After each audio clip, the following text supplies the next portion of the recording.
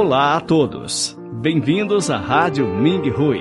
As transmissões incluem assuntos relativos à perseguição ao Falun Gong na China, entendimentos e experiências dos praticantes adquiridas no curso de seus cultivos, assuntos especiais e interessantes e música composta e executada pelos praticantes do Dafa.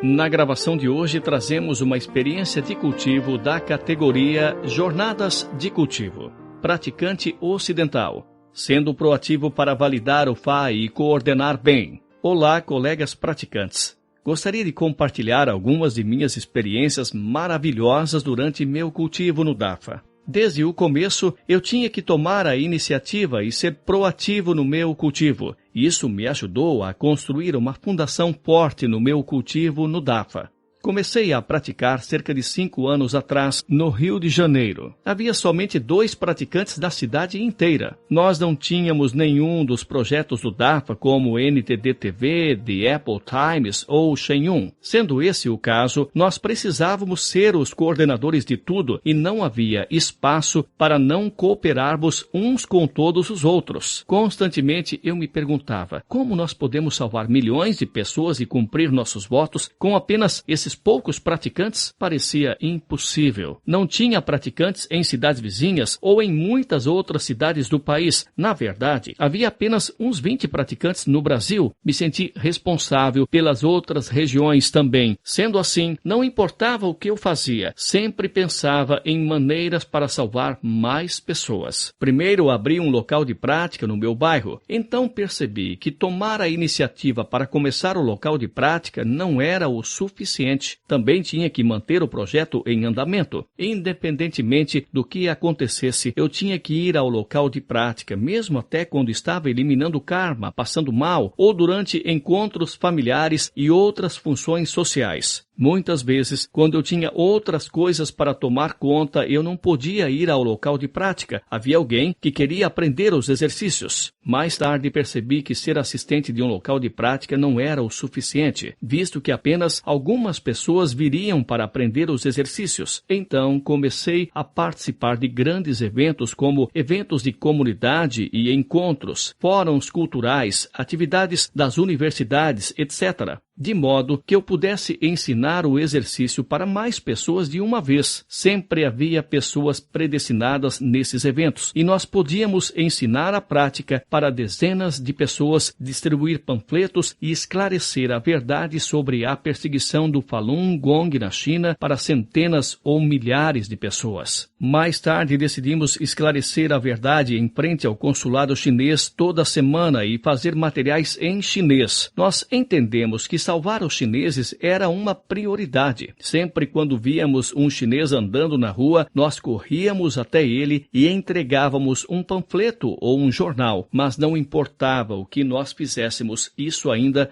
estava muito limitado e distante de alcançar milhões de pessoas. Uma vez, enquanto eu estudava o Fá, percebi que a nossa mídia do Dafa estava destinada para ser estabelecida em cada país, incluindo o Brasil. Fiquei muito feliz e senti um alívio no meu coração porque isso significava que as pessoas na minha região teriam a chance de serem salvas. Então pensei, espere um pouco, se não temos o Apple Times e NTD-TV aqui, então quem é o responsável por trazê-los? Não sou eu? Eu mudei de feliz para muito preocupado de novo, porque agora eu tinha que encontrar uma maneira de estabelecer a mídia do Dafa na minha região e eu já estava muito ocupado. Isso apenas parecia ser impossível para mim. Organizei um encontro para discutir projetos de esclarecimento da verdade em São Paulo, a cidade que tem o maior número de praticantes no país, e convidei praticantes de outros estados para virem. Tinha que chamá-los um por um e convencê-los a virem. Alguns deles foram difíceis de convencer e eu tive que reorganizar detalhes do encontro para que eles pudessem aceitar o convite. Outros simplesmente aceitaram a minha sugestão e isso fez ficar muito fácil para coordenar. Apresentei meu plano de trazer a NTD-TV e o Apple Times para o Brasil e eles concordaram que devíamos fazer isso, mas ninguém tinha tinha alguma ideia de como fazê-lo. Com poucas pessoas, isso iria necessitar de muito esforço e uma coordenação muito eficaz. Eu estava escrevendo para a edição do Apple Times de Nova York como um correspondente naquela época e comecei a motivar mais praticantes para escreverem como um primeiro passo. Pensei que depois de me juntar aos projetos nos outros países e ganhar experiência, iria ser mais fácil trazer esses projetos para o nosso país. Um praticante brasileiro se mudou para Nova York para trabalhar no Apple Times e comecei a sentir mais e mais de que podíamos fazer tudo isso. Percebi que escrever para um jornal não é tão difícil e se nós pudéssemos coordenar com outros países, poderíamos traduzir muitas das suas notícias e imprimir uma edição local do jornal. Começamos a nos comunicar com as equipes do Apple Times da América do Sul e sentimos que o jornal estava em processo de ser estabelecido no Brasil. O jornal estava a caminho, mas a ideia de estabelecer uma estação de TV ainda me assustava. Como eu deveria fazer isso? Com todas essas câmeras, luzes, estúdios profissionais, eu disse a mim mesmo que ter um jornal seria bom o suficiente. Um dia, recebi uma mensagem dizendo que eles precisavam de gente na sede da NDTV de Nova York. Pensei que isso era uma boa oportunidade e que eu deveria ir. Mas depois de ler os requisitos do trabalho, sabia que não estava qualificado para nenhum deles. Decidi me candidatar pelo trabalho mais simples, editor de vídeo júnior. Felizmente, eles ofereciam treinamento remoto pela posição. Compartilhei a notícia com outros praticantes e encorajei-os a se candidatarem também. Alguns deles desistiram e outros não foram aceitos. Fui o único aceito. Fiz as malas e me preparei para ir para Nova York. Pedi para outro praticante tomar conta da coordenação do local de prática e do Apple Times. Também contei a ele que mesmo que eu não soubesse como fazer, um dia iria trazer a NDTV para o Brasil. Me comuniquei com o coordenador multilingüe de Nova York e ele aprovou. Me tornei o coordenador das operações de língua portuguesa da NTDTV junto a outro praticante brasileiro que trabalhava para a NTDTV na Argentina. Nós dois nos tornamos coordenadores com ninguém abaixo de nós para coordenar. Desde que nós éramos os únicos praticantes trabalhando no projeto, tínhamos que construir tudo do zero.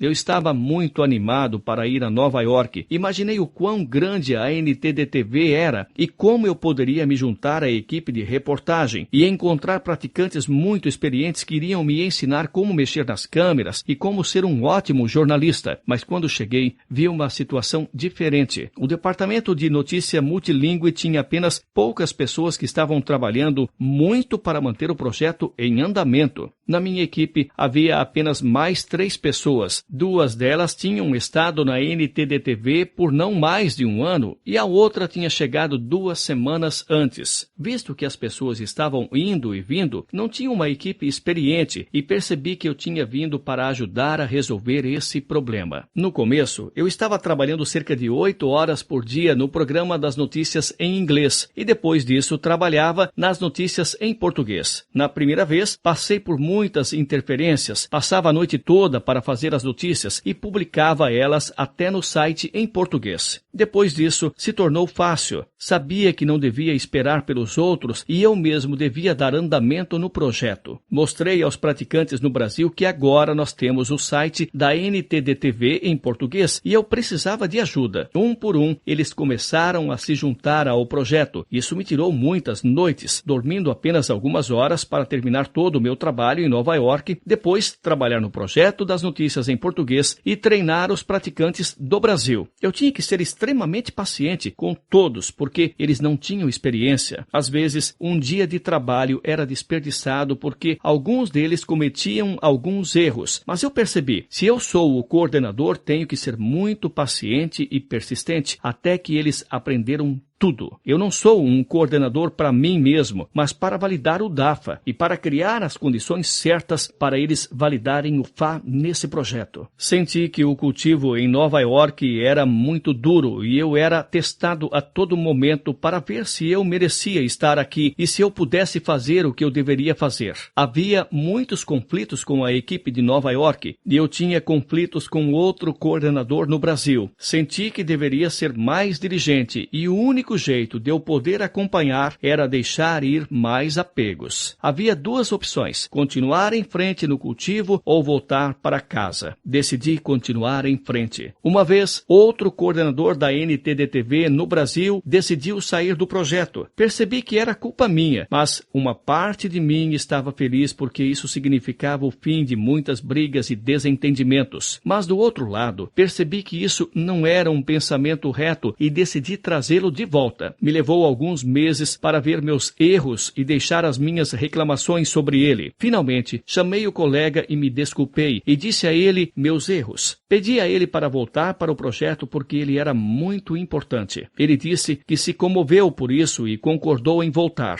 Agora, ele está executando uma função muito importante no projeto. Tive outra experiência assim na equipe de Nova York. Eu era o coordenador de reportagem da equipe de Nova York e pedi a uma praticante para realizar uma entrevista, a qual era parte do treinamento. Então, ela recusou, mas eu insisti, porque era o trabalho que eu tinha designado para ela. Então, nós começamos a discutir. Eu pensei, como posso ter alguém assim na minha equipe? Ela não pode nem fazer uma tarefa simples que eu pedi para ela fazer. Em seguida, essa praticante me chamou e queria conversar. Eu concordei. Pensei que ela não tinha sido nem um pouco racional e não havia motivo para se comportar como ela fez. Estava chateado com ela e ela comigo. Mas, de repente, me lembrei dos ensinamentos do mestre. Abre aspas. Não é sobre quem está certo ou errado. É sobre quem pode deixar ir e dar um passo para trás. Fecha aspas. Então, eu disse para o meu lado humano, e se ela estiver certa e eu errado, então o quê? Em um instante, o conflito terminou e nós dois estávamos em paz. Vi uma aura bela cobrindo toda a sala e entendi que a praticante na minha frente era um futuro grande ser iluminado. Vi uma aura bela cobrindo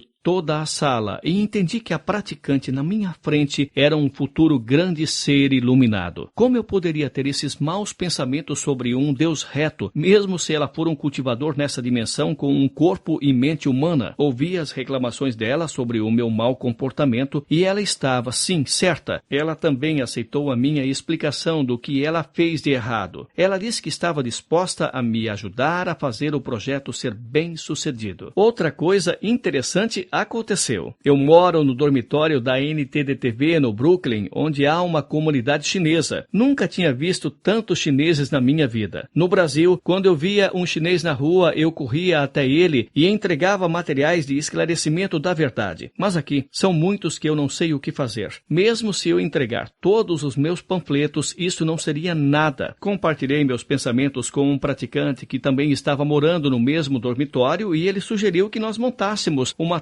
Tuidang, o movimento para a renúncia do Partido Comunista Chinês. Seria na rua principal do bairro. Pensei que era uma ótima ideia. Outros dois praticantes ocidentais se juntaram e o centro da Tuidang, em Flushing, nos deu os materiais. Então, nós quatro tentamos convencer os chineses a saírem do PCC. Os chineses pegavam os panfletos, mas não nos ouviam, porque muitos deles não falavam inglês. E, infelizmente, os outros três não persistiram e saíram. Decidi ficar e pedi aos praticantes para me ajudarem no fim de semana. Um praticante chinês da NTD-TV veio me ajudar. Outro ocidental do meu dormitório se juntou ao projeto e alguns outros praticantes vieram e ajudaram também. Nós ficamos por lá por alguns meses e normalmente havia mais de 20 pessoas saindo do PCC quando estávamos lá. Tinha também centenas de chineses e ocidentais que aceitavam nossos panfletos. Tem muita coisa que eu gostaria de compartilhar, mas que iria levar muito tempo. A mídia do DAFA agora está estabelecida no Brasil. Nós temos 12 pessoas trabalhando muito duro pelo projeto da NTD-TV em português. O Apple Times é registrado no Brasil e o site está aberto. Também estou ajudando a estabelecer uma equipe de reportagem forte para o departamento inglês em Nova York. Claro, isso não é muito. Nós temos um longo caminho para percorrer e ainda precisamos encontrar novas maneiras para nossa mídia alcançar mais pessoas. Ainda tenho que suportar mais dificuldades, deixar muitos apegos e coordenar melhor. Durante o processo de cultivo e alcançar o nível que estou hoje, tenho percebido o seguinte: Se nossas ideias para os projetos vierem de um coração sincero para salvar seres sencientes, mesmo que pareça impossível no começo, o Mestre irá nos ajudar a ter sucesso. Devemos persistir e não abandonar os projetos. Quando nos encontramos com dificuldades ou temos discussões com os outros, devemos deixar nossos apegos e noções e não sair do projeto nem criticar os outros. Ser um coordenador é difícil. Os praticantes que ajudam mais são os que tomam a responsabilidade pelo projeto e ajudam o coordenador e não colocam pressão no coordenador quando suas ideias não são implantadas. Do outro lado, os coordenadores devem fazer o seu melhor para implantar a sugestão das outras pessoas e lhe darem a oportunidade para validarem o FA no projeto. Se tivermos discussão com outros praticantes, vamos lembrar de que eles são grandes discípulos do DAFA e não devemos olhá-los com uma mente humana, mesmo se eles parecerem humanos na superfície. Estes entendimentos vieram do meu cultivo no Falun Dafa, mas eles são limitados ao meu nível atual. Por favor, apontem gentilmente meus apegos, noções e onde eu preciso melhorar.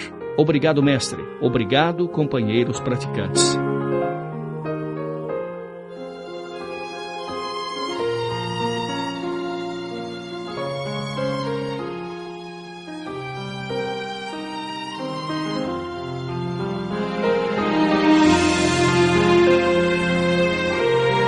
Obrigado por ouvirem as transmissões da Rádio Ming Hui. Para mais informações, incluindo notícias sobre os praticantes do Falun Gong na China e experiências de cultivo de praticantes ao redor do mundo, por favor, visitem nosso website pt.minghui.org.